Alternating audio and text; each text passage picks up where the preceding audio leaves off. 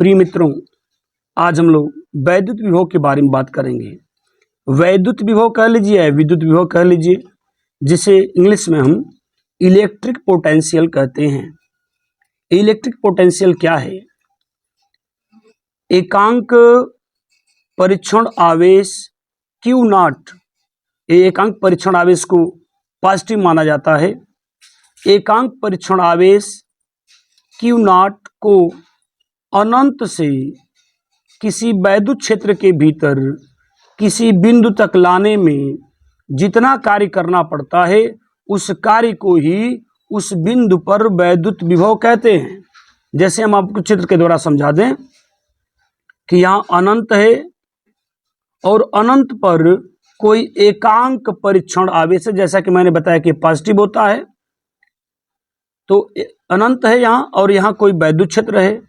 एकांक परीक्षण आवेश को अनंत से वैद्युत क्षेत्र के भीतर किसी बिंदु तक, कोई बिंदु ए है, तक लाने में जितना कार्य होता है, लाने में जितना कार्य करना पड़ता है, उस कार्य को ही उस बिंदु पर, जो बिंदु ए है, उस बिंदु पर वैद्युत विभव कहते हैं।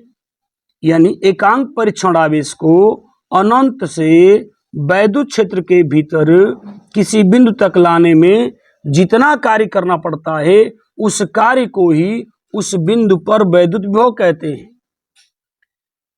वैद्युत विभव V बराबर W/Q नॉट, क्योंकि वैद्युत विभव उस कार्य को ही कहेंगे, तो वैद्युत विभव V बराबर W/Q नॉट। यह एक सदिश राशि है और सदिश राशियां वे होती हैं जिनको व्यक्त करने के लिए परिमाण और दिशा दोनों की आवश्यकता होती है।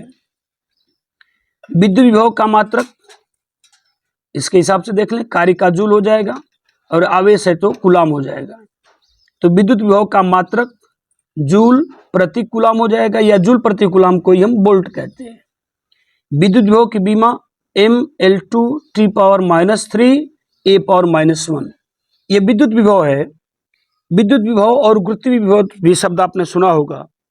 तो विद्युत विभव में क्या है? एकांक परीक्षण आवेश है, और गुरुत्वीय विभव में क्या होता है? एकांक द्रव्यमान होता है।